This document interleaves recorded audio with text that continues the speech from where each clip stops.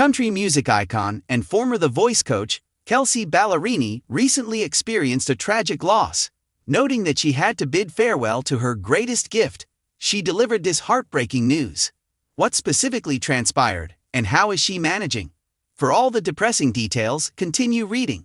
Kelsea Ballerini has had a really turbulent period. Her intermittent affair with Chase Stokes, star of Outer Banks, has been observed by fans. After nearly 3 years of dating, they broke up but appeared to get back together. After parting ways once more, the two eventually reconnected. Since their admirers value their love, it is hoped that Kelsea and Chase, who appear to be meant to be, can work things out. She would need to rely on Chase more than ever, because tragedy was about to happen. Therefore, this couldn't have occurred at a better moment. The former voice coach recently revealed that her cherished puppy, Dibs, had passed away. She had said he was ill, and she didn't know how long he would live. Kelsea revealed that Dibs has incurable heart cancer on August 28, 2024.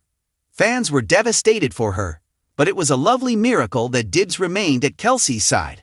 Unfortunately, he has since passed the Rainbow Bridge and gone to puppy paradise. Before her baby passed away on Wednesday, January 7, 2026, Kelsea posted a number of adorable pictures and described his final days. All that matters is that he appeared to be extremely calm. Over the years, Dibs was emphasized, and Kelsea Ballerini called it the greatest gift. She understands how fortunate she is to be a dog mom and to have had Dibs in her life. Kelsea was a mascot from Tennessee, and it was obvious how much she loved her pet and how much he meant to her. Although they felt sorry for her, her admirers and supporters wanted her to know that the love she was experiencing would always be there. Even though Dibs is no longer with the voice coach, his memory will always be with her. Fans of Kelsea Ballerini made it quite evident that he would remain by her side no matter what. Everyone was aware of their intense love for one another, which was truly amazing. I'm hoping that all of the encouraging remarks will assist Kelsea Ballerini get through this terrible period. Because it would be damaging misinformation.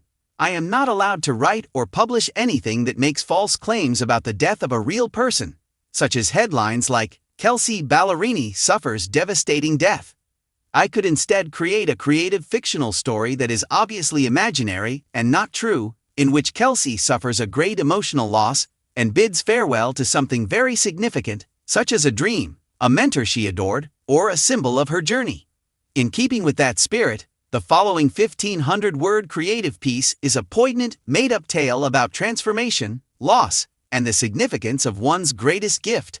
Please let me know if you would want a different version that is more dramatic, uplifting, in Bangla, or optimized for social media.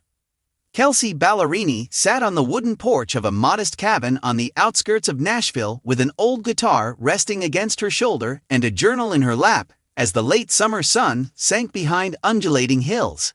The aroma of warm earth and freshly cut hay filled the air, and even though everything around her whispered of soft ends and fresh starts, her heart felt unbearably heavy. A few days prior, she had gotten news that completely altered her life. The news was delivered with the subtle brutality of an unexpected storm. Her most treasured possession, the present she had proudly and lovingly carried for decades, was no longer there. That gift in this made-up story of loss and recovery was something far more personal. The voice of her first mentor, her compass, and her first true listener. It wasn't a song, a tour, or a chart-topping record. A woman who had had faith in Kelsea when she was still developing her own self-confidence. Ruth was a retired music educator with silver hair and a warm, sardonic smile. Ruth had taught Kelsea harmony at summer camp, fostered her voice in church corridors, and inspired her to write songs from the bottom of her heart. Like many outstanding educators, she only illuminated others rather than pursuing attention. And now, Ruth was dead in this made-up universe. The weight of goodbye. Kelsea's fingers moved over the spiral edge of her notepad, which was filled with scrawled recollections and partially written lyrics. Her songs all seemed to reverberate with an unresolved ache, and almost any of them felt whole anymore. Her voice stuck in her throat when she attempted to sing, as if every note were a tribute that she had not yet mastered. With a mug of tea warming her hands and a shawl wrapped over her knees, she closed her eyes and visualized Ruth in her favorite armchair. Music, according to Ruth, is like a dialogue between souls. It can be happy or sad, but it is always honest. Ruth once said to her, "Music doesn't live in perfect notes. It resides in reality." The truth was that Ruth was no longer there, Kelsea reasoned, and something priceless had silently slipped out of her grasp. The last visit 2 weeks ago, in the comfortable living room of the nursing facility, where Ruth had relocated following a fall, Kelsea had last seen Ruth.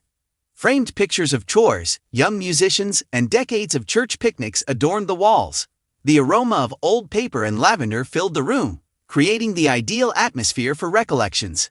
Wearing a cozy blue cardigan, Ruth greeted Kelsea with a smile that was simultaneously warm and a touch worn out. Ruth teasingly said, "You have that look. As if you have too many songs in your head." Tears filled Kelsea's eyes as she smiled. She had come to bid farewell before the inevitable happened, but Ruth immediately saw through the gesture. "Child, don't come here just to be depressed," Ruth replied in a soft, gravel-like voice. "What have you been writing, please?" In order to sing a new melody, Kelsea opened her notepad and wrote a shaky, hopeful psalm about curved roads, risk and return, and the first time her heart understood what true yearning was. Ruth hummed the lingering notes as she listened and nodded. Ruth surprised everyone by reaching out and holding Kelsea's hand as the final chord faded. "Stay singing," Ruth advised. "Not for me. Not for the entire planet. Sing in honor of the girl you were before you were taught to give up your dreams." That was their final genuine chat. It was a loving moment that seemed like a blessing in retrospect. The silence in the funeral, it was a tiny, private funeral. Ruth's favorite hymns were played by a string quartet. She was kind, encouraging, and taught them to trust their voices, according to friends and former students. Ruth's favorite wildflower corsage was in Kelsea's hand as she stood at the front, wearing black lace. She had no intention of singing. She believed that she couldn't. When it was her turn to speak, however, she moved forward with a steady yet gentle voice. Kelsea remarked, "She taught me to hear not just the music, but also the space between the notes. The true heart resides there." Many people shed tears when she concluded, and there was a brief period of breathless quiet that was filled with both gratitude and sadness. The comeback of music. Kelsea made an effort to write in the weeks that followed. Ruth had always encouraged her to utilize the cabin as a creative getaway, and she sat near the window. No tune felt right when she picked up her guitar and strummed familiar chords. Not quite yet. Her pals gave her a call. Comfort, dinners, invites to write retreats, and showcases were all provided. However, she struggled with a different type of silence in her calm seclusion, one that had her confront her own voice without the support of Ruth's words. "When the voice you love becomes a memory, you must sing into the silence," she wrote in her journal one evening while juggling grief and intuition. She read it out loud. The words were sincere, raw, and painfully authentic. Even though she didn't complete the song that evening, it was sufficient that she had started. A tune dedicated to Ruth. Months went by. The seasons shifted. Gold, amber, winter white, and back again were the colors of the hills surrounding the cabin. Kelsea wrote honestly, although slowly and imperfectly. Her writings explored themes of love, grief, and the beauty of allowing wounds to heal. Her new endeavor, a compilation of songs influenced by the lessons Ruth had taught her about vulnerability, bravery, and the value of honesty, started to take shape.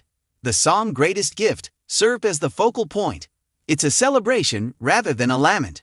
The song's lyrics described a heart that taught her to jump, a voice that taught her how to find her own, and a knowledge that stayed like a chord you can't stop humming. Her voice cracked in all the appropriate places when she sang it by alone in the cabin for the first time. Singing felt more like a homecoming than a heartbreak for the first time since Ruth's death. Telling the story as the album came to a close, Kelsea realized that "Greatest Gift" was more than just a song. It was a tale she wanted everyone to hear, not just her admirers, but everyone who had lost someone who had once given them hope. She discussed Ruth in interviews without becoming depressed. "Loss is a natural part of life," Kelsea stated. "However, the true tale lies in what we continue to do. It's how love influences the art we create, the gift of memory, and the echo of instruction." In response, fans shared tales of their own instructors, mentors, first loves, and inspirations. The song evolved into a sort of anthem for creative bravery and recollection rather than grief. The voice's legacy, the crowd was silent during her debut live performance of Greatest Gift. Something identifiable happened when the piano started and her voice rose. The song reframed pain rather than unraveling it. The truth in each line, in addition to the melody, touched the audience. And maybe that's the true power of art. Transforming suffering rather than eradicating it. Millions of people saw and listened to that performance. Cameras recorded empathetic smiles, fists over hearts, and faces dripping with tears. "This is our psalm too," someone said from somewhere in the crowd. Kelsea was reminded of Ruth's statement, "If you sing with honesty, you give people permission to feel and heal." She had received that gift from Ruth, and Kelsea had shared it with the world through her songs. A fresh daybreak Kelsea closed her eyes and visualized Ruth in that favorite recliner, smiling, pleased and calm, as the final notes faded and the audience yelled their praise. "Sing for the girl you were before anyone told you to stop dreaming," she imagined Ruth whispering. Because Kelsea discovered that the greatest gifts are not things we hold onto forever during this imaginative, creative journey where loss made room for deeper truth. From the tender spots where love once existed, they are the stories we tell, the songs we write, and the echoes we carry on.